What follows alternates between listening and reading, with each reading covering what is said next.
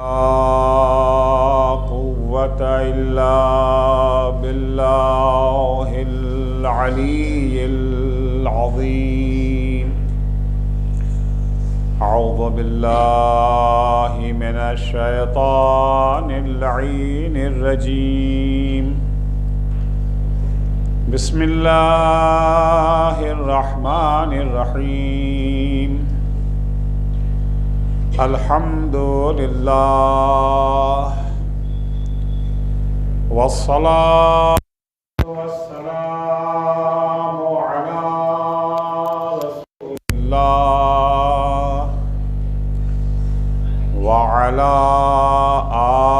آله آل الله لا سيما بقية الله ولعنة الله على أعدائهم أعداء الله من يومنا هذا إلى لقاء الله. أما بعد فقد قالت سيدة نساء العالمين فاطمة الزهراء سلام الله عليها: حبب إلي من دنياكم ثلاث: تلاوة كتاب الله، والنظر في وجه رسول الله، والإنفاق في سبيل الله. صلوات علیہ اللهم صل على محمد وآل محمد. صدیقہ طاہرہ فاطمہ زہرا سلام اللہ علیہا وہ عظیم خاتون جس کی محبت اور جس کی عداوت کامیابی اور ناکامیابی کا معیار اور کسوٹی ہے. نجات اسے ملے گی جس کے دل میں عشق فاطمہ ہے.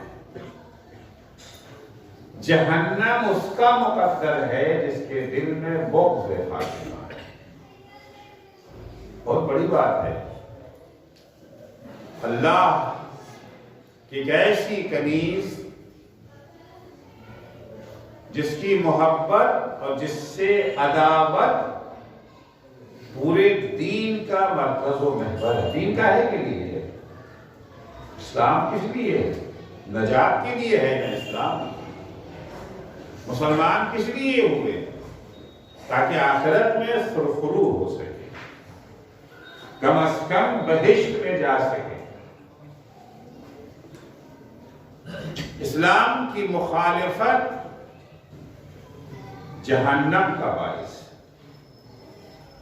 اور صدیقہ طاہرہ وہ ہستی ہیں جن کی محبت اور جن سے عداوت جنت و جہنم کو لے جاتی ہے. سرکار ختمی مرتبہ حضرت محمد مصطفیٰ صلی اللہ علیہ وآلہ وسلم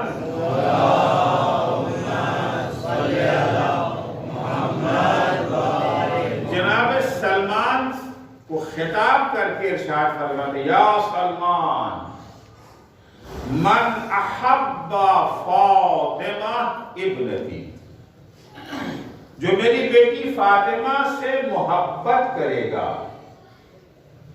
فَهُوَ فِي الْجَنَّةِ مَعِي،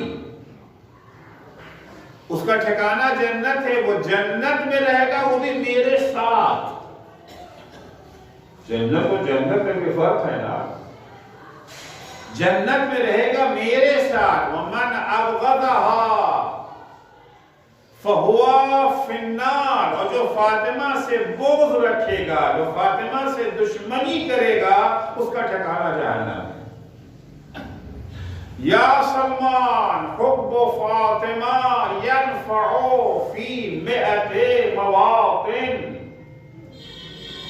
یہ سلمان، فاطمہ کی محبت کو معمولی مت سمجھنا، 100 جگہوں پر فاطمہ کی محبت کام آئے گی۔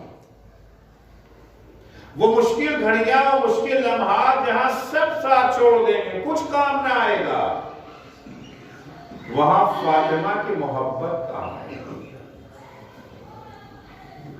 یہ جو 100 مقامات ہیں کوئی آسان مقامات نہیں ہیں۔ پیغمبر نمونے کے طور پر چند ایک نمونہ پیش کرتے، کہاں کہاں فاطمہ کی محبت کام آئی۔ کہتے ہیں اَيْسَرُ مِن تِلْكَ الْمَوَاطِنِ، یہ 100 جگہوں پہ جو فاطمہ کی محبت کام آئے گی، اس میں سب سے آسان مقامات یہ ہیں، بقیہ اس سے مشکل ہیں، سب گھڑی ہے۔ کون کون سی؟ پہلا مرحلہ ہے الموت، مشکل گھڑی ہے موت کی، موت کے وقت فاطمہ کی محبت کام آئے گی۔ والقبر، دوسرا مرحلہ قبر کا ہے، قبر میں فاطمہ کی محبت کام آئے گی۔ والمیزان، جب نامہ اعمال تولے جا رہے ہوں گے وہاں پر فاطمہ کی محبت کام آئے گی۔ والصراط، جب پورے صراط سے گزر رہے ہوں گے، قدم قدم پہ ٹھوکر کھانے کا امکان ہے، اوندھے کو جہنم میں جانے کا خطرہ ہے، وہاں فاطمہ کی محبت کام آئے گی۔ والمحشر، میدان محشر میں فاطمہ کی محبت کام آئے گی۔ میدان محشر کا وہ عالم ہے، زمین جل رہی ہے، انسان ایک پیر رکھتا ہے، ایک پیر اٹھاتا ہے، جل رہا ہے پیر، پیاس سے زبانیں باہر نکلی ہوئی ہوں گی، کھوپڑی کھول رہی ہے گرمی سے، وہاں فاطمہ کی محبت کام آئے گی۔ والمحاسبہ، جس وقت اللہ حساب لے رہا ہوگا بندوں سے، وہاں فاطمہ کی محبت کام آئے گی۔ 100 مقامات ہیں جہاں فاطمہ کی محبت کام آئے گی۔ یا سلمان، یا سلمان، جس سے فاطمہ راضی ہو گئی، من رضیت عنہ ابنتی فاطمہ رضیت عنہ، جس سے میری بیٹی فاطمہ راضی ہو جائے گی، اس سے میں راضی ہوں گا۔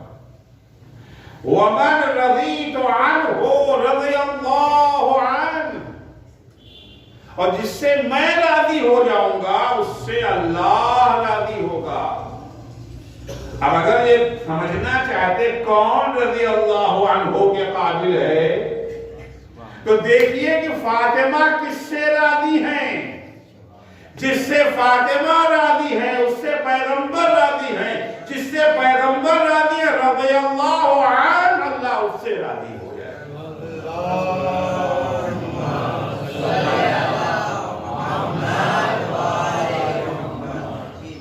ومن غضبت علیہ، اور جس سے فاطمہ ناراض ہو جائیں، جس پر فاطمہ غضبناک ہو جائیں، غضبت علیہ، اس سے میں ناراض ہوں۔ ومن غضبت علیہ غضب اللہ علیہ، اور جس پر میں غضبناک ہو گیا اس پر اللہ غضبناک ہو۔ تو اسے رضی اللہ عنہ نہیں کہا جا سکتا، اسے کیا کہیں گے؟ غضب اللہ علیہ۔ یا سلمان، وَيْلٌ لِمَنْ يَظْلِمُهَا وَيَظْلِمُ ذُرِّيَّتَهَا وَشِيعَتَهَا، اے سلمان، جہنم اس کا مقدر ہے جو فاطمہ پہ ظلم کرے گا، یا اولاد فاطمہ پہ ظلم کرے گا، یا شیعان فاطمہ پر ظلم کرے گا۔ تو فاطمہ کی شیعوں پر ظلم کرے گا، اس کے لیے بھی جہنم۔ کیا مقام ہے، کیا رتبہ ہے، کیا درجہ ہے صدیق طاہرہ کا۔ الفاظ قاصر ہیں عظمت سیدہ کو بیان کرنے، ان حدیثوں پر انسان غور کرے حیرت زدہ رہ جاتا ہے۔ بظاہر فاطمہ نہ نبی ہے نہ امام، لیکن جو درجات اور مقامات سرور دو عالم نے بیوی کے بیان کیے ہیں، یہ مقام، یہ درجہ تو بعد انبیاء کے لیے بھی بیان نہیں کیا گیا ہے، جو صدیقہ طاہرہ کا درجہ ہے۔ وہ فاطمہ فرماتی ہیں، حُبِّبَ إِلَيَّ مِن دُنْيَاكُمْ ثَلَاثٌ، فاطمہ کی محبت کوئی معمولی چیز تو نہیں نہ ہے۔ فاطمہ سے محبت کرنے کی جب اتنی اہمیت ہے تو فاطمہ جس چیز سے محبت کرے اس کی کتنی اہمیت ہوگی. فاطمہ کو کس چیز سے محبت ہے؟ عظمت قرآن کو سمجھیں. کیا ہے قرآن؟ ہمارے گھر کے کونے میں قرآن پڑھا رہتا ہے.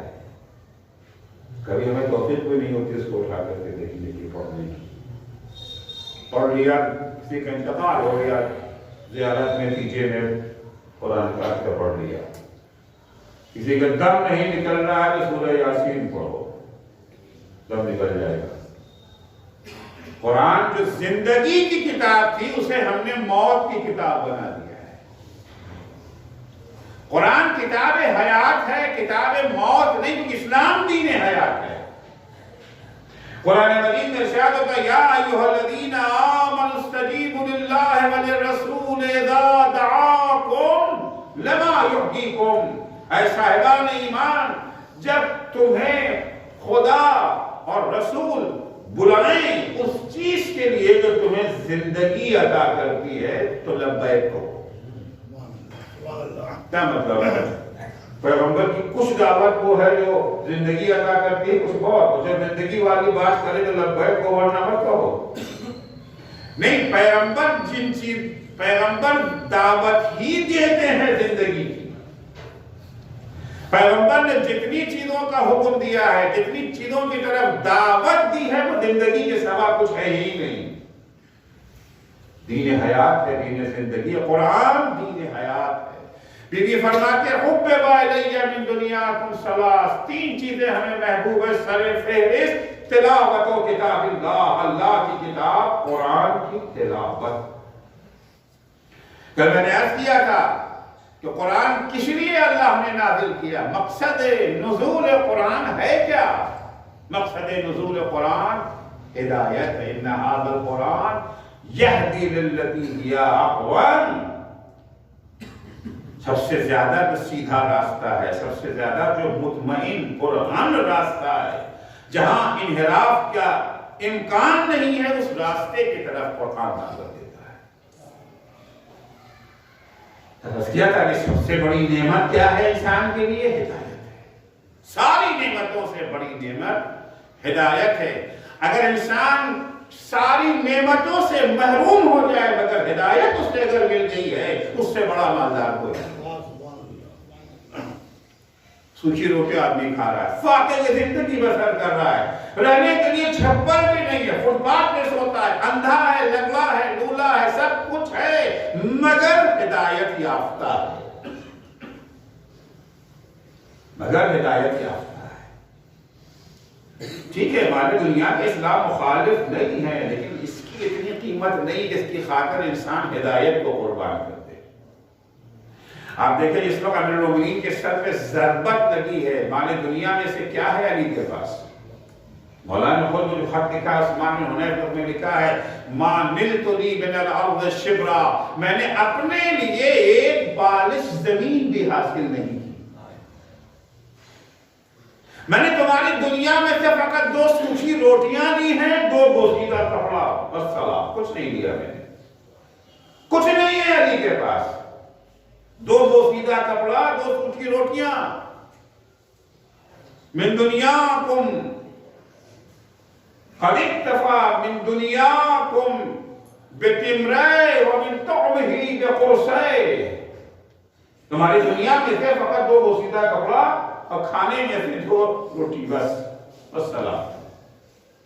لیکن جب وہ علی دنیا سے جاتا ہے تو کیا کہتا جاتا ہے؟ فزت ورب الکعبہ. رب کعبہ کے قسم علی کامیاب جا ہے. کیوں؟ اس لیے کہ علی کے پاس نعمت ہدایت موجود ہے. علی صرف ہدایت یافتہ نہیں ہے، ہادی بھی ہے. علی ایک وہ ہوتا ہے خود اس کو ہدایت مل گئی نہیں، علی صرف ہدایت پانے والوں میں شمار نہیں ہوتے ہیں. علی وہ ہستی ہے جسے اللہ نے ہدایت کرنے کے لیے بھیجا ہے.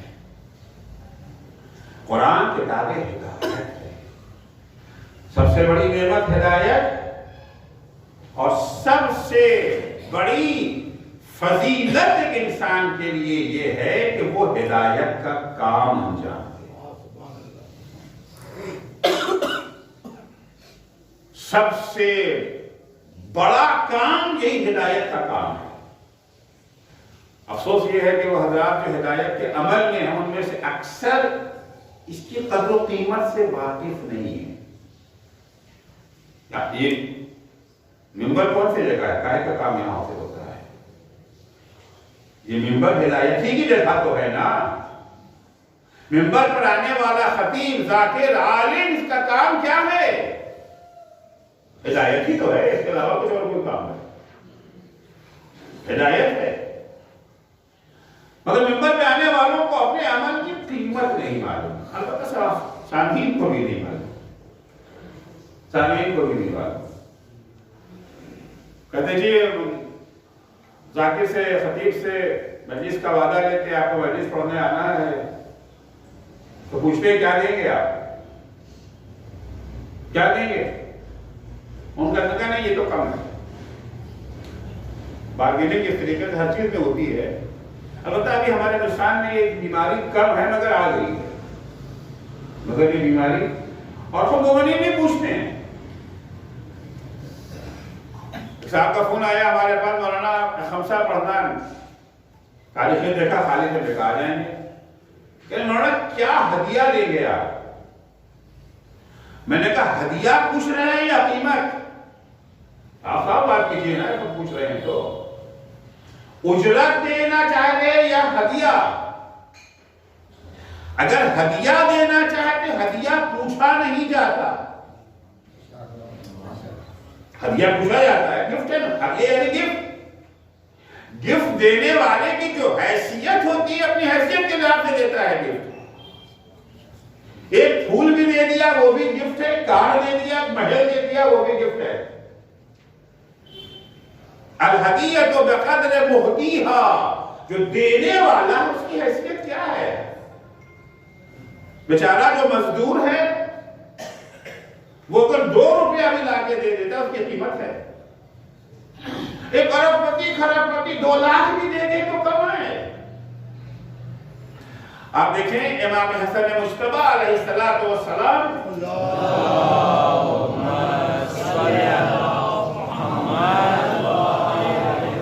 ایک راستے سے جا رہے تھے.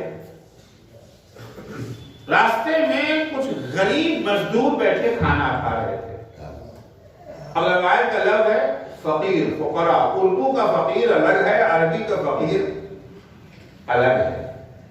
اردو میں فقیر کہتے ہیں بھکاری کو، بھیک مانگنے والے کو. عربی میں بھکاری کو سائل کہا جاتا ہے، فقیر نہیں. فقیر اسے کہتے ہیں جو غریب ہے، جسے ہم غریب کہتے ہیں. تو غریب ہونا اور ہے، بھکاری ہونا اور ہے. غریب ہے بیچارے، مزدور طبقہ ہے، لیبر طبقہ ہے. روز کمایا روز کھایا. روز کی کمائی بھی روز کے کھانے کے برابر اب آج کل تو نہیں نہ ہوتی ہے. ماشاءاللہ ہماری اچھی سرکار نے اتنے اچھے اسباب فراہم کر دیے ہیں، قیمتیں اتنی اوپر جا چکی ہیں آسمان کے اوپر کہ بیچارہ جو کچھ کماتا ہے اس میں اس کا خرچہ بھی پورا. غربا ہیں، بیٹھے ہوئے کھانا کھا رہے ہیں. دوپہر کا وقت ہے، کام کاج سے تھکے ہوئے دسترخوان لگائے بیٹھے کھانا کھا رہے ہیں. امام وہاں سے گزرے، انہوں نے دعوت دی، مولا بسم اللہ تشریف لائیے. اچھا، اسلام کی ایک اہم تعلیم یہ ہے کہ دعوت المومن لا ترد. اگر مومن آپ کو دعوت دیتا ہے تو انکار مت کیجیے. اگر مستحب روزہ رکھے ہوئے ہیں تب بھی انکار نہ کیجیے. ہمارا روزہ کیسے چلے جائے؟ نہیں چلے جاؤ. کا روزے کا کیا ہوگا؟ کا روزے کا بھی ثواب ملے گا، مومن کی دعوت قبول کرنے کا بھی ثواب ملے گا. تو یہ کیا بات ہوئی؟ ابھی تو 12 ہی بجے میں، شام کو 6 بجے 6:30 بجے افطار کا ٹائم ہوتا ہے. ابھی 12 بجے کیسے ہو جائے گا؟ یاد رکھیے گا اللہ ثواب گھنٹوں پہ نہیں دیتا ہے، نیتوں پہ دیتا ہے. نیتوں پہ اللہ ثواب دیتا ہے. جو ثواب 4 رکعت نماز پڑھ کر کے ہے مسافر، وہی ثواب 2 رکعت پڑھ کر کے لے لیتا ہے. اور اگر کہیں مسافر مسجد میں آ کے 4 پڑھ لیا تو کچھ نہیں ملے گا. اللہ کی بندگی پر ثواب ملتا ہے. امام سے کہا بولا بسم اللہ، بولا آ کے بیٹھ گئے. ان کے ساتھ لوگوں کا کھایا. کھانے کے بعد کہا اچھا ہمارے گھر چلو، ہمارے گھر چلو، وہاں تمہاری دعوت۔ مولا سب کو لے کر کے اپنے گھر آیا، وہاں شاندار دسترخوان لگا۔ ائمہ علیہ السلام کا خود کا کھانا اور ہوتا تھا، مہمانوں کا کھانا اور ہوتا تھا۔ زبردست دعوت کیا، وہ اچھے اچھے کھانے کھلایا بھی اور پیک کر کے گھر والوں کے لیے بھی دیا، اور ڈھیر سارا تحفہ دیا۔ اب ہوتے ہیں بعض لوگ نا کہ خود تو کوئی کار خیر کرتے نہیں ہیں، دوسرے کے اگر کار خیر کرتے ہیں اسے برداشت نہیں ہوتا۔ ایک صاحب بولے مولا یہ اتنا سب، انہوں نے تو آپ کو چند لقمہ کھلایا تھا، اس کے بدلے میں اتنا سب کچھ آپ نے دے دیا، کھانا بھی بہترین کھلایا، پیک کر کے بھی دیا، اور ساتھ میں اتنا سارا تحفہ۔ مولا نے کہا پھر بھی ان کی برابری ہم نہ کر سکے، پھر بھی ان کی برابری ہم نہ کر سکے۔ مولا انہوں نے تو سکی روٹی کھلائی تھی آپ کو، آپ کہتے ہیں ہاں ان کی برابری نہیں ہو سکی، کیونکہ ان کے پاس جو تھا سب انہوں نے پیش کر دیا، ہم نے سب نہیں دیا ہے، کچھ انہیں دیا ہے۔ تو ہر شخص کا تحفہ اس کے اپنے حساب سے ہوتا ہے۔ میں نے کہا اگر آپ ہدیہ دے رہے ہیں، ہدیہ پوچھا نہیں جاتا، اور اگر آپ اجرت دینا چاہتے ہیں تو اجرت آپ کے بس میں نہیں ہے، آپ ہمارے کام کی اجرت دے ہی نہیں سکتے ہیں۔ آپ کو پتا ہے اس عمل کی اجرت کیا ہے؟ اپنی صدیقہ طاہرہ فاطمہ زہرا سلام اللہ علیہا،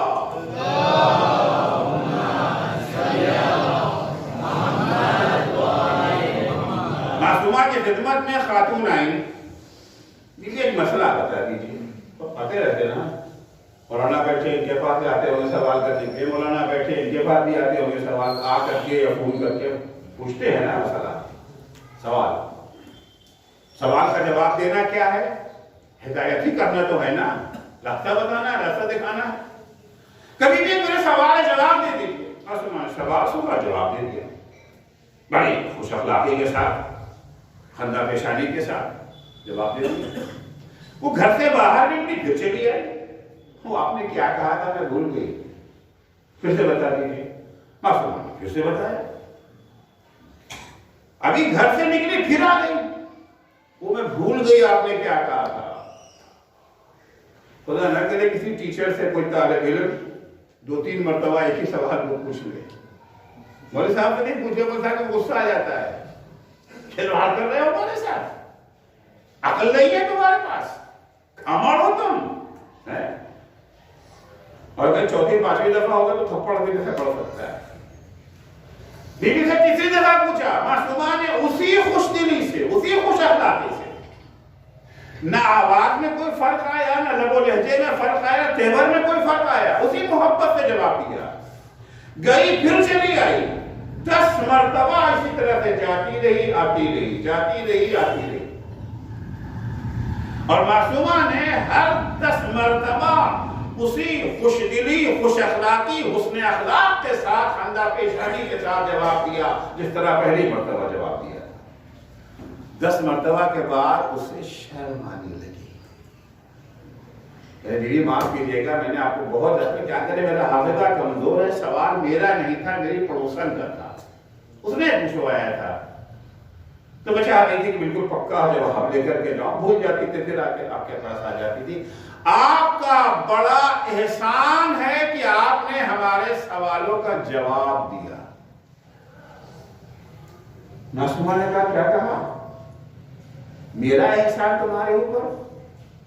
نہیں نہیں نہیں، تمہارا احسان کہ تم نے ہم سے سوال پوچھا، اور یہ عجیب بات ہے۔ یہ تو میں کوئی ایسا ٹیوٹر ہو، ٹیوشن پڑھانے والا جو فری میں آ کر کے بچوں کو ٹیوشن پڑھا دے، ایگزام کا زمانہ، تیاری نہیں ہو پائی ہے، کورونا کے چکر میں بچوں کی تعلیم تو جیسی ہو گئی ہے، ہو ہی گئی ہے، ایگزام تو ہونا ہے، جواب تو لکھنا ہے، اب تیاری نہیں ہے، بچوں نے پڑھائی کچھ نہیں ہے، آن لائن تو کہنے کی چیز ہے نا۔ اب کیا کریں؟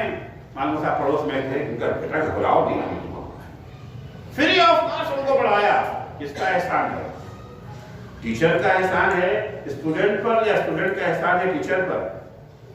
کیا جواب دیں گے آپ؟ सब यही कहेंगे ना कि टीचर का एहसान। अगर आपने फीस दिया होता मोटी मोटी तो शायद उसका एहसान ना होता, नहीं फ्री ऑफ कॉस्ट उसने पढ़ाया, मुफ्त में पढ़ाया, तो टीचर का एहसान है ना। मासूमा से 10 दफा उसने सवाल किया, मासूमा ने कोई पैसे तो नहीं दिए, कोई नजराना तो नहीं लिया, कोई फीस तो नहीं लिया, उससे एहसान तो मासूमा का है उसके ऊपर। मासूमा कहते नहीं, तुम्हारा एहसान है हमारे ऊपर कि तुमने हमसे सवाल पूछा। वो क्यों? मासूमा ने कहा कि देखो ये बोझ रखा हुआ है, 25-30-40 किलो का बोझ है, इसे अगर कहें कि इसको ऊपर पहुंचा दो, तो अब ये ले जाना भारी है ना, 40 किलो का वजन। मैं फर्ज कीजिए कि दिल्ली से यहां आया, राजूला 2-3 अटैचियां बड़ी बड़ी भारी भारी लेकर के आया, पहुंचाना कहां है? तीसरे फ्लोर पे है। हसनैन साहब को अभी जरा इसको पहुंचा दीजिए, बेचारे उठा के देखा, फंस गए हैं, मौलाना ने कहा है तो मजबूरन उठाया, तो कराते हुए कवर में लेके पहुंचा दिया, मगर देखा कि 2 और रखी हुई है।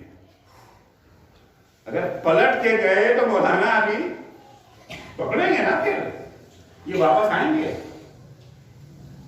अब वापस आएंगे पतली गली से कूट लेंगे, जाएंगे तो फिर उड़वाएंगे। अच्छा, हमने इनसे कहा हसनैन साहब आगे इसको उठा दीजिए, छत पे पहुंचा दीजिए, हर अटैची के बदले में $4 लाख आपको देंगे, रुपए नहीं, $4 लाख आपको देंगे। ये सुनने के बाद ये अटैची भारी होगी कि हल्की? हाँ, और पहुंचाने के बाद दोबारा पलट के आएंगे कि नहीं आएंगे? पहुंचा के कहीं मौलाना और भी है, ये 3 ही है या और भी है? क्योंकि हर अटैची के बदले में $4 लाख मिल रहा है। अगर अटैची का बोझ उठाने के नतीजे में इतना भारी इनाम मिल रहा है तो भारी अटैची हल्की हो जाएगी, और अगर फ्री में ले जाना है तो हल्की अटैची भी भारी हो जाती है।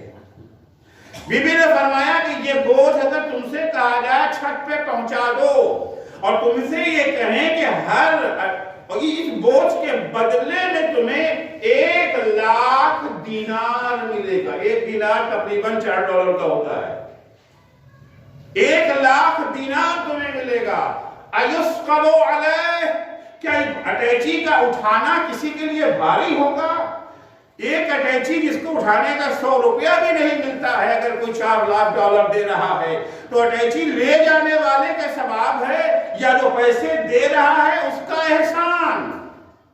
मासूमा फरमाती तुमने हमसे सवाल किया, हमने तुम्हारे सवाल का जवाब दिया, अल्लाह ने हर सवाल के जवाब के बदले में जो सवाब हमें दिया है, अगर उस सवाब को मोतियों में कन्वर्ट कर दिया जाए, मोतियों का ढेर आसमान तक पहुंच जाएगा और मोती खत्म न होंगे। एक सलावत पढ़ेंगे मोहम्मद व आले मोहम्मद पर।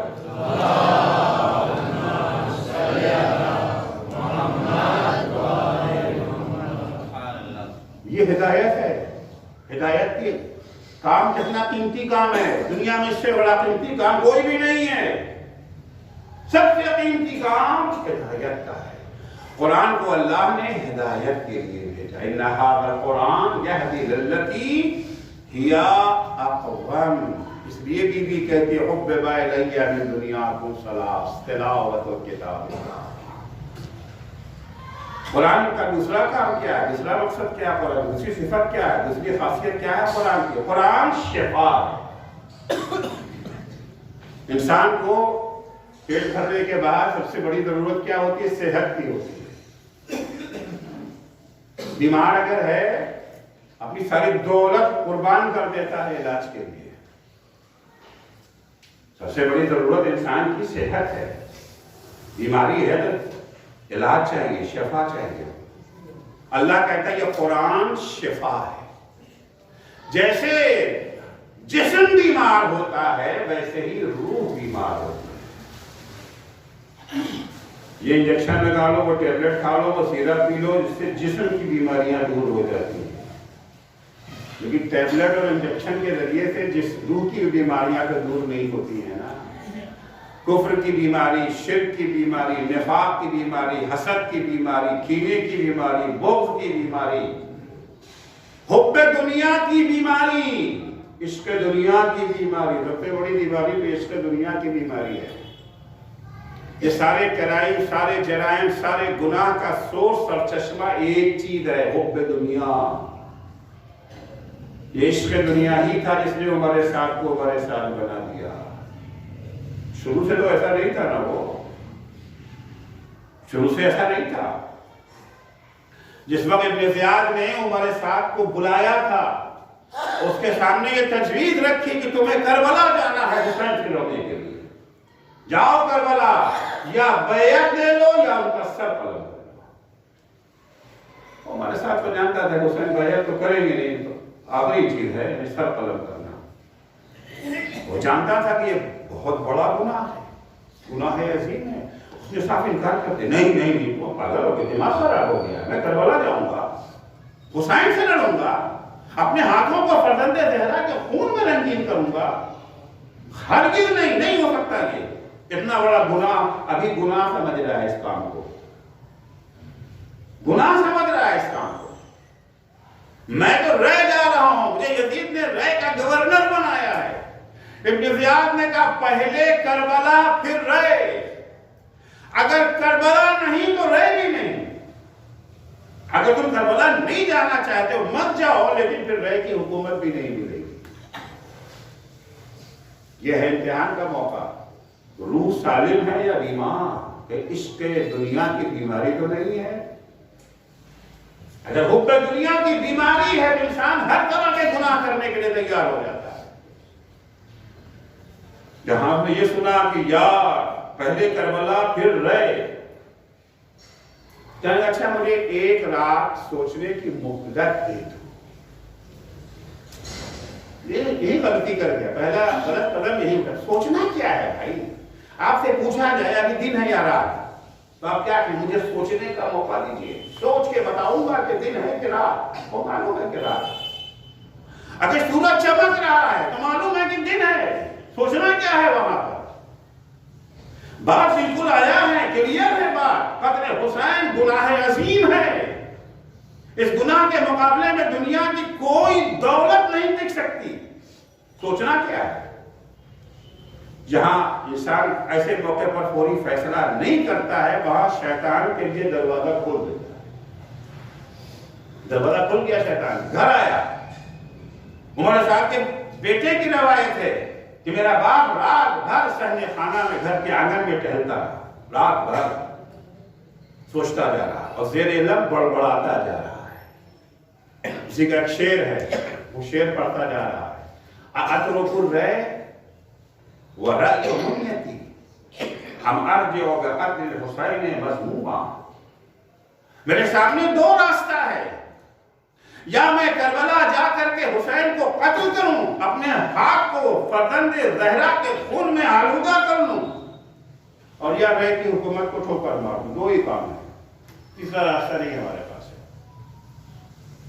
اترک الرأی، اب کیا کروں فیصلہ؟ رہ کی حکومت کو ٹھوکر مار دوں، اترک الرأی رہ چھوڑ دوں، والرأی منیتی رہ تو میرا خواب ہے۔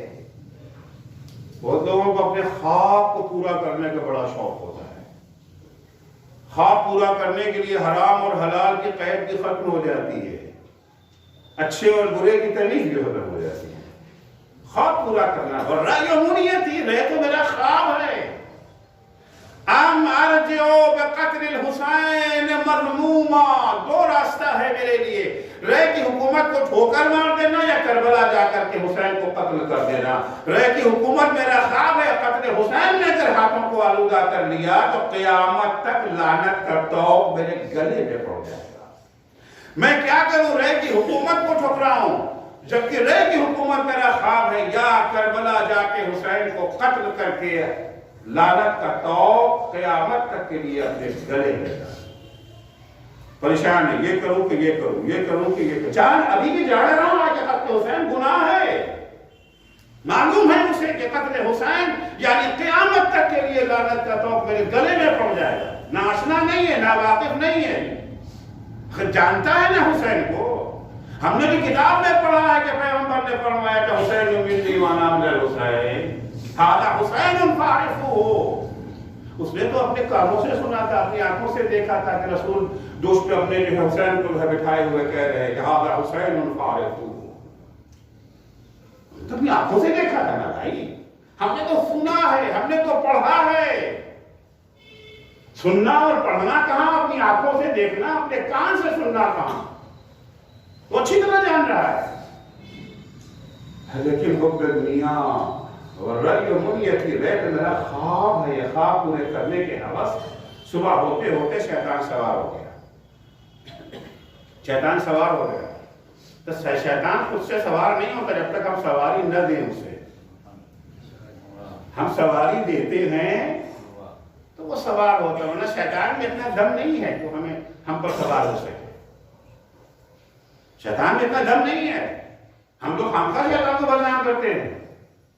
ارے وہ کم بخت شیطان نے بہکا دیا، وہ کم بخت شیطان نے بہکا دیا. قیامت کے دن بھی یہی ہوگا. سورہ ابراہیم اٹھا کے دیکھیے، قرآن نے پورا نقل کیا ہے. قیامت کے دن محشر میں جو فیصلہ ہو جائے گا، محمد عسکری تم نے بڑے جھوٹ بولے، جاؤ جہنم میں. تم نے غیبت کیا ہے، جاؤ جہنم میں. تم نے لوگوں کا حق مارا ہے، جاؤ جہنم میں. تم نے منبر پہ آ کے قوم کو گمراہ کیا ہے، جاؤ جہنم میں. فیصلہ ہو گیا نا. اب وہاں تو نہ رشوت چلے گی، نہ پارٹی بازی ہے، کچھ بھی نہیں ہے. نہ ہو گیا فیصلہ. اللہ کے حکم کے آگے کون بولے گا؟ جاؤ جہنم میں. اب جا تو رہے ہیں جہنم میں، مگر شیطان کو گالی دیتے اس کم بخت کی وجہ سے، اس ملعون کی وجہ سے آج ہمیں جہنم میں جانا. یہ خبیث نہ ہوتا تو ہم جہنم میں نہ جاتے. سارے ہم نے گناہ اسی وجہ سے کیے. وہاں پر شیطان اپنا دفاع کرے گا. شیطان اپنا دفاع کرے گا، کیونکہ اللہ کی بارگاہ میں سب کو آزادی ہے اپنی بات کہنے کی. دنیا تو نہیں نہ ہے کہ ایک جو ہے جو چاہے بولے، دوسرے زبان بند. حق بھی بولتا ہے، جس سے جو ہے معافی منگوا لی جاتی ہے. ہر بیچارہ سر جھکا کے اپنی حق بات کو بھی واپس لے دیتا ہے. نہیں، وہاں تو سب کو بولنے کا حق ہے. بولو اپنی بات کہو. آپ شیطان کہے گا لما قضی الامر. قرآن نے نقل کیا لما قضی الامر قال الشیطان. جب فیصلہ ہو جائے گا اور لوگ شیطان کو برا بھلا کہنے لگیں گے تو شیطان اپنا دفاع کرے گا، اپنا ڈیفنس کرے گا. ارے کیوں، کیا بات ہے بھائی، مجھے کیوں برا بھلا کہہ رہے ہو؟ ان اللہ وعدکم وعد الحق ووعدتکم فاخلفتکم. قصہ تو یہ تھا نا، ایک وعدہ تم سے اللہ نے کیا تھا، ایک وعدہ تم سے ہم نے کیا تھا. ایک راستہ تمہیں اللہ نے دکھایا تھا، ایک راستہ تمہیں ہم نے دکھایا تھا. اللہ نے کہا تھا سچ بولو گے جنت میں جاؤ گے، جھوٹ بولو گے جہنم میں جاؤ گے. غیبت کرو گے جہنم میں جاؤ گے، مومنوں کا دفاع کرو گے جنت میں جاؤ گے. دوسروں کا مال لوٹ کے کھاؤ گے جہنم میں جاؤ گے، دوسروں کو کھلاؤ گے تو جنت میں جاؤ گے. ایک وقت ہم نے کیا کہا، ہم نے اس کا الٹا کہا. ارے میاں سچ بولو گے تو کاروبار کہاں چل سکتا ہے؟ بزنس کرنا ہے کہ نہیں کرنا ہے؟ امبانی تمہیں نہیں بننا ہے، اڈانی تمہیں نہیں بننا ہے. فقط حسرتی سے دیکھنا ہے ان لوگوں کو. اگر اڈانی امبانی بننا چاہتے جھوٹ تو بولنا پڑے گا، دھوکہ دھڑی تو کرنا پڑے گا، فریب تو کرنا پڑے گا، ملک کے ساتھ کھلواڑ تو کرنا پڑے گا. ایک راستہ اللہ نے دکھایا، ایک راستہ ہم نے دکھایا. اللہ تمہارا خالق، اللہ تمہارا مالک، اللہ تمہارا رازق، اللہ تم سے محبت کرنے والا. جتنا ماں باپ اپنی اولاد سے محبت کرتے اس سے زیادہ اللہ تم سے محبت کرتا ہے. اس کا وعدہ سچا. ہم کون تھے؟ ہم تو تمہارے دشمن تھے نا. تو اللہ نے بتا دیا تھا ان الشیطان لکم عدو فاتخذوه عدوا. شیطان تمہارا دشمن ہے، تم بھی اسے دشمن سمجھو. مگر تم احمق، تم نے اللہ کی بات کو ٹھکرا کے ہماری بات مان لی. وما کان علی علیکم من سلطان. ہم نے تم سے زبردستی کوئی کام نہیں کروایا ہے. ہمارا کام ایک راستہ، اگر ایک ہی راستہ تمہارے سامنے ہوتا، فقط ہمارا ہی راستہ ہوتا، تب تو تم ہمیں بدنام کر سکتے تھے. تمہارے سامنے تو دو راستے تھے. ایک راستہ دکھانے والا اللہ جو تمہارا دوست خالق مالک، تھا میں جو تمہارا دشمن. تم جانتے بھی تھے کہ ہم تمہارے دشمن ہیں, ناگاہ نہیں تھے, اس کے باوجود تم نے ہمارے مشورے کو مان لیا. فلا تلومونی ولوموا انفسکم, اب ہم پہ لعنت نہ بھیجو. لعنت بھیجنے کا شوق ہے تو اپنے اوپر لعنت بھیجو, اپنے اوپر لعنت بھیجو. ہم پہ کیا لعنت بھیج رہے بھائی؟ تو لعنت کے قابل ہے نا کہ تم اتنے غافل, اتنے نادان, اتنے احسان کوش, اپنے محسن کو بلا دیا, ہماری بات کو ماننے لگے.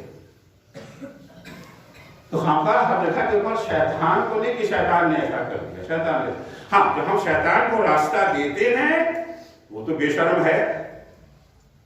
آپ دروازہ کھول دیں گے, عدالتوں میں بھی اگر آپ دروازہ کھول دیا, چور آ کر چوری لے گیا ہے, اسلام میں ہاتھ نہیں کٹے گا, دیکھیے گا ہے نا. اسلام میں چور کا ہاتھ کٹتا ہے, اس میں 27 شرطیں ہیں. ہاتھ کٹنے کی ایک شرط یہ بھی ہے کہ تالا لگا تھا کہ نہیں لگا تھا. اگر گھر میں آپ نے تالا کھلا چھوڑ دیا تھا اور چور آ کر چوری کر کے لے گیا, اس کا ہاتھ نہیں کٹے گا, کیونکہ آپ نے چوری کرنے کے لیے اسے حوصلہ بڑھایا. آپ نے حوصلہ افزائی کی ہے. تو شیطان کے لیے راستہ آپ نے کھولا ہی کیوں؟ آ کر کے صبح ہمارے ساتھ کہتا ہے ابن زیاد سے کیوں, ٹھیک ہے میں تیار ہوں. اچھا آپ نے کو بہلایا کیسے؟ انسان گناہ کرنے سے پہلے اپنے کو جو ہے بہلا لیتا ہے, کہ گناہ انسان کو پسند نہیں ہے. کوئی بھی گناہ کو اچھا نہیں سمجھتا, وہ گناہ کو ثواب بنا لیتا ہے. گناہ کو ثواب بنا لیتا ہے. گناہ کو اگر گناہ سمجھے تو گناہ کرے گا ہی. اس میں کہا دیکھو اگر میں کربلا نہ جاؤں تو کیا ہوگا؟ چلو ہماری تو لہتی حکومت چلی گئی, حسین کو کیا ملے گا؟ بچ جائیں گے. ہم نہ جائیں گے تو کوئی اور جائے گا, ہم نہ جائیں گے تو شمر پر ٹرائی کرنے کے لیے ہو جائے گا. حسین ہم جائیں یا نہ جائیں, کوئی نہ کوئی تو جائے گا ہی. تو بہتر ہے کہ میں ہی چلا جاؤں. شمر جائے گا تو زیادہ سختی کرے گا, میں جاؤں گا تو کم سختی کروں گا. یہ ساری چیزیں ہیں جو ہم لوگ کی زندگی میں آتی رہتی ہیں. شمر جائے گا تو زیادہ سختی کرے گا نا, میں جاؤں, ارے میں جاؤں گا تو جنگ ہی نہیں ہوگی. میں کوشش کروں گا جنگ ہی نہ ہو, جنگ کو ٹال دوں گا. میں جاؤں گا وہاں کی کوشش کروں گا جنگ نہ ہو. آگے یہ خیال لے کر کے آگے کربلا آیا امام حسین کے پاس, کوشش بھی کر رہا ہے کہ جنگ نہ ہونے پائے. اس کو تو پتا ہے نا کہ قتل حسین میں ہاتھوں کو آلودہ کرنا کتنا بڑا گناہ ہے. وہ چاہ رہا ہے کہ جنت بھی ہاتھ سے نہ جائے, رہ کی حکومت بھی ہاتھ سے نہ جائے. رند کے رند رہے, ہاتھ سے جنت رہے, دونوں کام ہو جائے نا. آیا امام حسین کے پاس, آ کے امام حسین کو سمجھانے لگا. جس سے سمجھنا چاہیے اس کو سمجھا رہا ہے. امام حسین تم سے سمجھنے نہیں آئے ہیں, امام حسین کو اللہ نے بھیجا ہے تمہیں سمجھانے کے لیے. سمجھانے لگا ہے امام حسین کو. دیکھیے چھوڑیے لڑائی جھگڑے میں کیا رکھا ہے, خون خرابی کی کوئی اچھی بات ہو. مسلمانوں کا ادھر سے بھی بہے گا مسلمان مارے جائیں گے, ادھر سے بھی مسلمان مارے جائیں گے, دونوں طرف سے مسلمان مارے جائیں گے. مسلمانوں کا خون بہے گا, کیا آپ کی ذمہ داری نہیں ہے مسلمانوں کے خون کی حفاظت کرنا؟ کتنی سی تو بات ہے, بیعت کر لیجیے گا.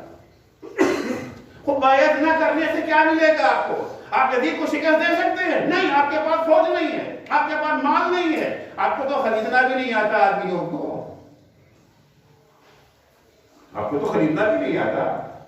یزید کے پاس دولت بھی ہے اور خریدنے کا فن بھی آتا ہے, لوگوں کو خرید دیتا ہے. آپ تو حلال و حرام دیکھیں گے بیٹھ کر کے کہ نہیں یہ تو بیت المال مسلمین ہے, یہ تو ہم ناجائز طریقے سے کسی کو نہیں دے سکتے. یزید کی ساری باتیں ہی نہیں ہیں. مال و دولت بھی ہے, فوج بھی ہے, طاقت بھی ہے, طاقت بڑھانے کا ہنر بھی ہے.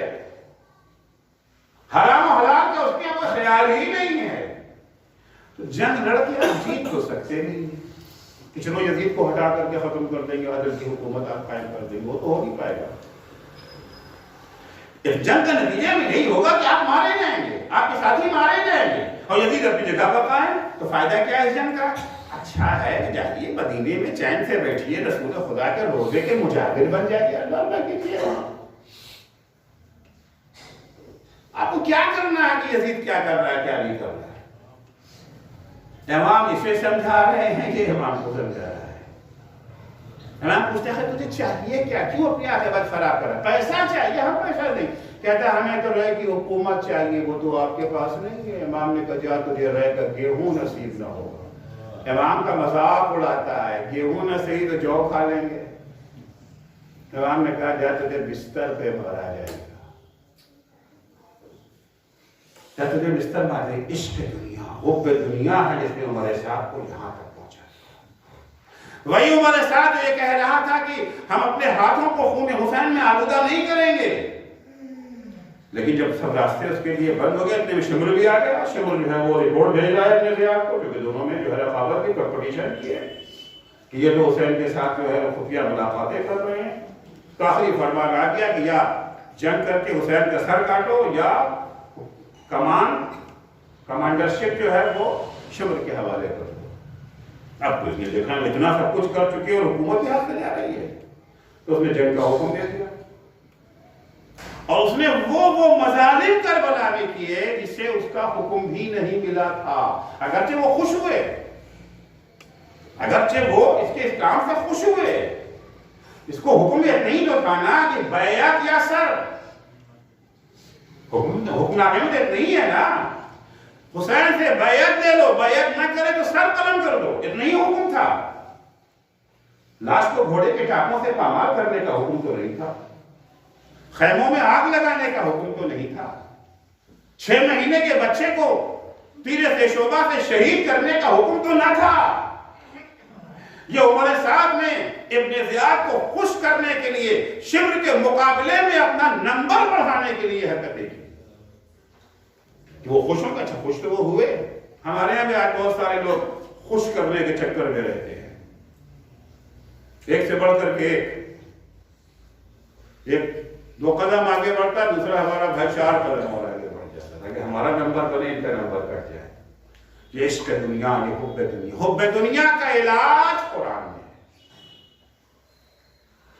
ارشاد ہوتا ہے وَنُنَزِّلُ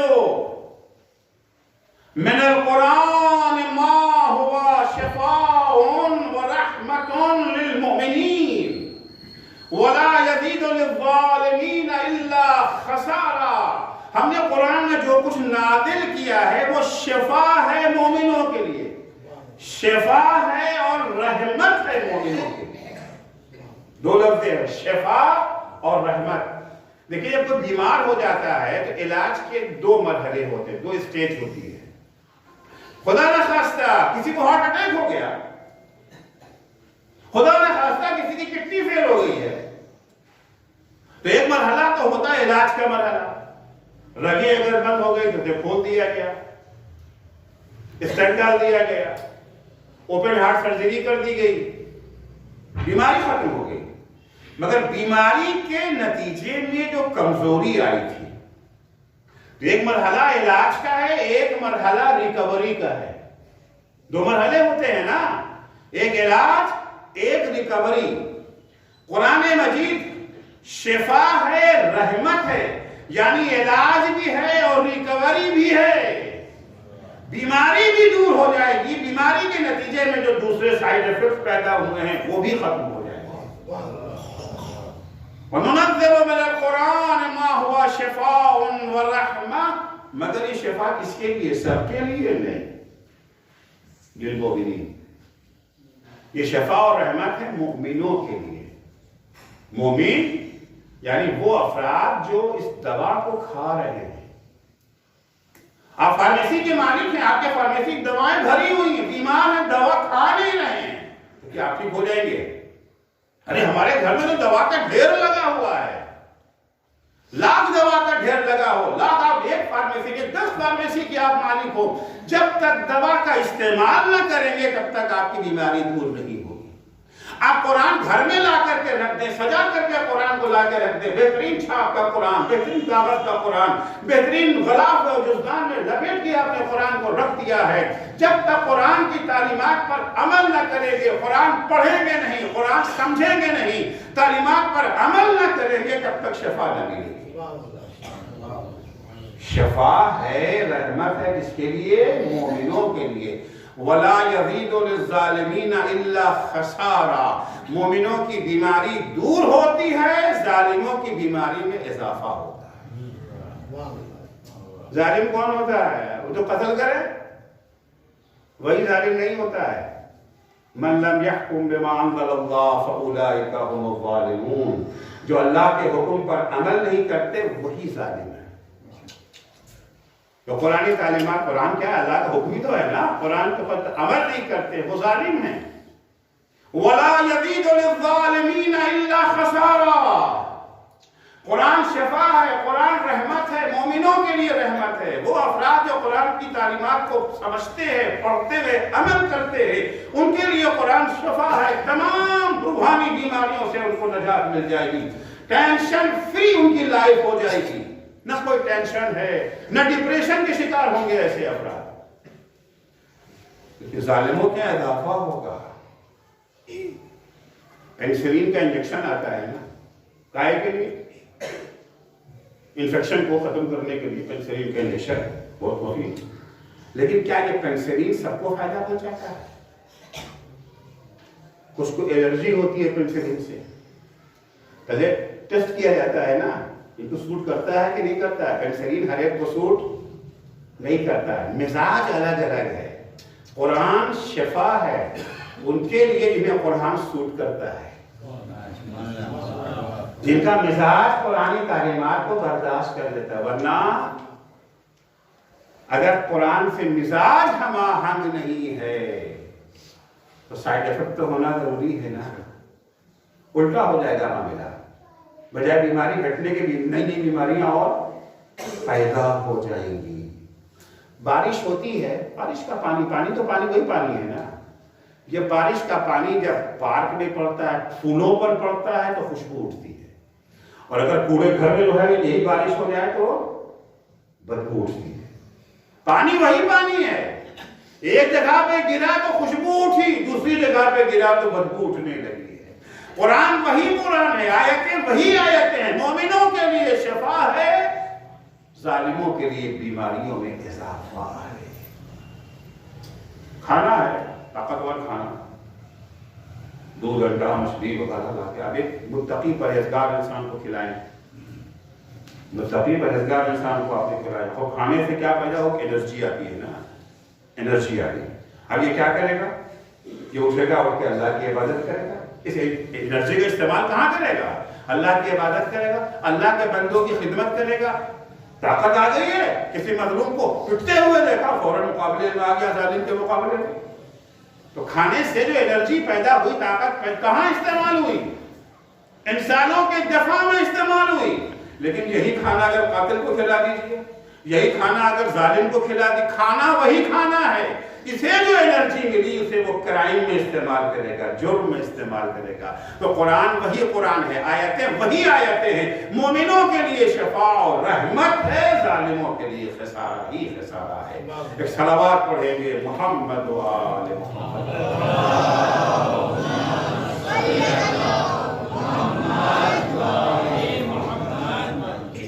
گھڑی مت دیکھیے گا، میں بیٹھا ہوں آج 8:45 بجے، تو اپنا ٹائم تو پورا کریں گے نا۔ قرآن شفا ہے ہمارے، معصومان یوں ہی نہیں کہہ رہے ہو کہ بائے نہیں من دنیا کو، بلا وجہ نہیں ہے کہ شب عاشور حسین ابن علی بجائے تلوار تیز کرنے کے قرآن کی تلاوت میں مصروف ہے۔ اصحاب حسین اس طرح سے تلاوت قرآن میں مصروف ہیں، جیسے ایک شہد کی مکھی جس طرح سے کی آواز آتی ہے، اس طرح کی آواز پورے صحرا میں گونج رہی ہے۔ تلاوت، یہ خاندان کا خاندان، سارا تمرکز اس کا جو تھا وہ قرآن پہ تھا۔ جتنا عظیم قرآن ہے، پیغمبر نے کہا قرآن کی عظمت کو اگر سمجھ لیا تو سمجھ لو کہ وہی درجہ اہل بیت کا ہے۔ انی تارک فیکم الثقلین کتاب اللہ و عترتی اہل بیتی، ہم تمہارے درمیان 2 قیمتی چیزیں چھوڑے جا رہے ہیں، ایک اللہ کی کتاب قرآن، دوسرے ہمارے اہل بیت۔ یہ برابر میں ما ان تمسکتم بہما لن تضلوا بعدی، جب تک تم ان سے وابستہ رہو گے گمراہ نہ ہوگے۔ وہ بھی ہدایت یہ بھی ہدایت، وہ بھی شفا یہ بھی شفا، وہ بھی نور یہ بھی نور۔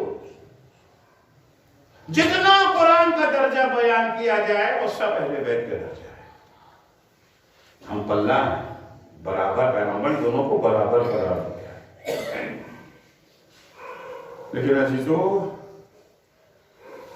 مسلمانوں نے نہ قرآن ناطق کی قدر کی نہ قرآن سامع کی۔ پیغمبر اپنے بعد قرآن بھی چھوڑ کے جا رہے ہیں، قرآن پیغمبر اپنے بعد اہل بیت کو بھی چھوڑ کے جا رہے ہیں۔ پیغمبر جاتے وقت اضطراب ہے، پریشان ہے پیغمبر۔ عزیزو، میں یہاں آیا، راجولہ آیا، فرض کیجئے ہمارے ساتھ ہماری فیملی تھی، اور اچانک میں یہاں کر کے بیمار ہو گیا، بیماری اتنی بڑھ جائے کہ اب بچنے کی امید نہ رہ جائے۔ دنیا سے ہم جا رہے ہیں، پردیس ہے، عالم غربت ہے، ہمارے ساتھ بال بچے بھی ہمارے، ایک پریشانی ہمیں ہوگی نا، میرے بعد میرے بچوں کا کیا ہوگا؟ لیکن اطمینان بھی ہے کہ ماشاءاللہ اتنے سارے مومنین، اتنے اچھے مومنین ہیں، ہمارے مر جانے کے بعد ہمارے بچوں کا خیال رکھیں، ہمیں سکون مل جائے گا، اطمینان ہو جائے گا کہ ہمارے وطن میں بھی شاید اتنے نہ ہوتے چاہنے والے اتنے یہاں موجود ہیں، ہم سکون سے دنیا سے جائیں گے۔ پیغمبر دنیا سے جا رہے ہیں، لاکھوں مسلمانوں کو چھوڑ کے جائیں، مگر پیغمبر پریشان ہے، پیغمبر مضطرب ہیں کہ میرے بعد میرے اہل بیت کا کیا ہوگا۔ جناب فاطمہ زہرا سلام اللہ علیہا سے روایت ہے، بی بی فرماتی ہے کہ ایک دن میرے بابا میرے گھر آئے، اجازت لی، نے اجازت دی۔ پیغمبر کا اجازت دینا نہیں تھا کہ دروازہ آگے کھٹکھٹائے، کھٹکھٹانا جو ہے پیغمبر معلوم ہے کیا تھا، السلام علیکم یا اہل بیت النبوہ، دروازے پہ آ کے پیغمبر کہتے تھے السلام علیکم یا اہل بیت النبوہ۔ جناب فاطمہ کہتی ہے میں نے بابا کو اندر آنے کے کہا، بابا اندر آئے، پوچھا بیٹا فاطمہ آج دوپہر میں کھانے میں کیا پکا رہے ہو؟ بیوی نے فرمایا بابا آج حلوہ بنا رہے۔ پیغمبر نے فرمایا بیٹا آج ہم بھی تمہارے گھر کھانا کھائیں۔ پیغمبر آئے، بیٹھ گئے، ہم لوگ بھی آگے پیغمبر کے سامنے بیٹھ گئے، علی، فاطمہ، حسن، حسین سب پیغمبر کے سامنے آگے بیٹھ گئے۔ بی بی کہتی ہے بابا ہم لوگوں کو دیکھ رہے تھے مگر آج دیکھنے کا انداز بدلا ہوا، عجیب نگاہوں سے بابا ہمیں دیکھ رہے تھے کہ اچانک پیغمبر اٹھے، اٹھ کے پیغمبر نے 2 رکعت نماز پڑھی۔ نماز پڑھنے کے بعد بابا زار و قطار رونے لگے، آنکھوں سے ان کی آنسو جاری ہے۔ عظمت پیغمبر کی وجہ سے ہم میں کسی میں ہمت بھی نہیں پڑ رہی تھی، پوچھے کہ رونے کا سبب کیا ہے۔ اتنے میں میرا حسین اٹھا اور نانا کے بازو کے پاس کھڑا ہو گیا، اور کھڑے ہو کر کے حسین نے بھی رونا شروع کر دیا۔ عزیزو پیغمبر کو سب برداشت تھا، حسین کا رونا برداشت نہ تھا۔ جیسے ہی حسین نے رونا شروع کیا، پیغمبر نے حسین کو سینے سے لگایا، سینے سے لگا کے کہا میرے لال تم رو کیوں رہے ہو؟ کہا نانا آپ کو روتا ہوا دیکھ کر کے میں بھی رونے لگا۔ نانا آپ کیوں رو رہے تھے؟ پیغمبر نے فرمایا بیٹا میری نگاہوں میں وہ منظر گھوم رہا ہے جو میرے بعد تم لوگوں کے ساتھ ہوگا۔ بیٹا میری نگاہیں دیکھ رہی ہیں، میرا کان سن رہا ہے، یہی دروازہ ہوگا، کچھ دنوں کے بعد تمہارے ابا کی فریاد بلند ہوگی۔ حضرت اللہ بیٹا میرے بعد تمہارے بابا کے سر پہ ضرب لگائی جائے گی، تمہارے بھیا حسن کو زہر دغا سے شہید کیا جائے گا، وَلَا يَوْمَكَ يَوْمِكَ يَا أَبَا عَبْدِ اللَّهِ، اور بیٹا حسین تم پر تو مصیبتوں کا خاتمہ ہو جائے گا۔ میں ان دنوں کو یاد کر کے رو رہا ہوں، آنسو بہا رہا ہوں۔ اجرکم اللہ۔ پیغمبر دنیا سے رخصت ہو گئے، ابھی پیغمبر کا کفن بھی میلا نہ ہوا تھا۔ جس در پہ پیغمبر آ کے السلام علیکم یا اہل بیت النبوہ کی صدایں لگاتے تھے، جس در سے ملک الموت بھی بغیر اجازت کے اندر نہ آ سکا، اس در پہ ہجوم ہو گیا، آواز دی جا رہی ہے علی کو باہر نکالو ورنہ ہم گھر میں آگ لگا دیں گے۔ بڑی عظمت تھی فاطمہ زہرا کی، بڑا احترام تھا بیوی کا بی بی دروازے کے پیچھے اسی لیے آئی تھی کہ بے حیا واپس چلے جائیں گے کہ فاطمہ گھر میں. کسی نے کہا بھی کیا اس گھر کو آگ لگا دو گے جس میں فاطمہ رہتی ہے؟ جواب دینے والا کہتا وَإِن رہا کرے. عزیزوں کہنے پر اکتفا نہیں کیا گیا، دروازے پہ آگ لگا دی گئی. ارے ابھی دروازہ پوری طرح سے جلا بھی نہ تھا، دروازہ جلا بھی نہ تھا. ایک شقی نے دروازے پہ ایسی لاٹ ماری کہ دروازہ کھل گیا، دروازہ گرا. بی بی اپنا حجاب بچانے کے لیے دروازے کے پیچھے چلی گئی. پیچھے جانا تھا، ایک طرف دیوار ایک طرف دروازہ، در و دیوار کے درمیان فاطمہ کو اس طرح سے پیچھا گیا. ارے فاطمہ کی پسلیاں ٹوٹ گئی، ماں کے پیٹ میں بچہ شہید ہو گیا. فاطمہ کی آواز بلند ہوئی، یا فضت خذینی الیک، اے فضہ میری مدد کو آؤ، ارے میرا بچہ شہید ہو گیا. اجرکم اللہ. فضہ آگے بڑھی، آگے دیکھا بی بی بے ہوش ہو چکی ہیں. جب فاطمہ کو ہوش آیا تو فاطمہ نے کیا دیکھا؟ فاطمہ کی آنکھوں نے کیا دیکھا کہ علی کی گردن میں رسی کا پھندا پڑا ہے، کھینچ کے لے جا رہے ہیں علی کو. فاطمہ سے دیکھا نہ گیا، اپنا دکھ بھول گئی، اپنی ٹوٹی پسلیوں کو بھول گئی. ہاتھ بڑھا کے علی کی ابا کا دامن پکڑ لیا. خلو ابا الحسن، میں علی کو جانے نہ دوں گی. اے عزیزو، ایک شقی نے فاطمہ کے بازو پر تازیانے کا بمار کیا. بنت زہرا دوبارہ بے ہوش ہو کے زمین پہ گر گئی. عزیزو، بس آخری جملہ میں اس تمام کر رہا ہوں. یہ وہ منظر تھا جو علی سے بھلائے نہیں بھولتا تھا. یہ منظر علی بھول نہیں پاتے تھے. عمار یاسر کہتے ہیں جب فاطمہ دنیا سے رخصت ہو گئی، فاطمہ کی شہادت کے 2 دن کے بعد میں نے سوچا چل کے علی کے گھر کی خبر لے. بچے کس حال میں؟ ماں تو رخصت ہو گئی، چھوٹے چھوٹے بچے کس حال میں ہوں گے؟ عمار کہتے ہیں میں گھر آیا، جلا ہوا دروازہ دیکھتے ہی میرا دل بیٹھنے لگا. اجازت لے کے میں گھر میں گیا. میں نے کیا دیکھا؟ ایک گوشے میں علی سر جھکائے بیٹھے ہیں، ایک گوشے میں حسن حسین و زینب و کلثوم ماں کا ماتم کر رہے ہیں. میں نے مولا سے عرض کیا مولا یہ کب تک چلے گا؟ بچے ہیں مولا، اگر گھر سے باہر نکل کے مدینے کے اطراف کے باغات میں چلیں شاید بچوں کا دل بہل جائے، کچھ غم ہلکا ہو جائے. علی نے موافقت کی، بچوں کو ہمراہ لیا. زینب و کلثوم حسن و حسین کو ہمراہ لے کر کے علی گھر سے نکلنا چاہتے. عمار کہتے ہیں جیسے ہی علی دروازے تک پہنچے، دروازے کا منظر دیکھ کے ایک دفعہ علی نے چیخ ماری، اے اماں، جب بھی میری نگاہ دروازے پہ پڑتی ہے وہ منظر مجھے یاد آ جاتا ہے. فاطمہ میری ابا کا دامن پکڑے فریاد کر رہی تھی، میں حکم پیغمبر سے مجبور فاطمہ کی کوئی مدد نہ کر سکا. الا لعنت اللہ علی قوم الظالمین وَسَيَعْلَمُ الَّذِينَ ظَلَمُوا أَيَّ مُنْقَلَبٍ يَنْقَلِبُونَ. بار الہ تجھے واسطہ ہے محمد و آل محمد علیہ السلام کا، ہماری اس مختصر سی عبادت کو قبول فرما. معبود صدقے میں اہل بیت اطہار علیہ السلام کے ہمیں توفیق عنایت فرما. محبوب فاطمہ تلاوت قرآن ہمارے لیے بھی محبوب بن جائے، ہماری زندگی میں قرآن اس طرح سے رچ بس جائے کہ ہماری زندگی کا ہر لمحہ قرآنی تعلیمات کے مطابق بسر ہو سکے. معبود صدقے میں اہل بیت اطہار علیہ السلام کے ہماری روحانی بیماریوں کے علاج کا ذریعہ قرآن کو بنا. معبود تجھے واسطہ ہے محمد و آل محمد علیہ السلام کا، جو مومنین و مومنات پریشان حال ہیں ان کی پریشانیوں کو دور فرما، جو مقروض ہیں ان کے قرضوں کو ادا فرما، جو پریشان حال ہیں ان کی پریشانیوں کو دور فرما. بار الہ شیعیان حیدر کرار، محبان اہل بیت اطہار، ظاہران سید الشہداء، عزاداران مظلوم کربلا جہاں کہیں بھی ہوں ان کی جان مال عزت آبرو کی حفاظت فرما بار الہ مراج کرام اور رہبر معظم انقلاب اسلامی کی حفاظت فرما امام زمانہ کے ظہور میں تعجیل فرما جب حضرت کا ظہور ہو تو ہمارے اعمال ایسے ہوں کہ ہم ان کے اصحاب و انصار میں شمار ہو سکے اللہم عجل فی فرج مولانا صاحب الزمان واجعلنا من اعوانہ و انصاره. ایک سورہ فاتحہ پڑھیں.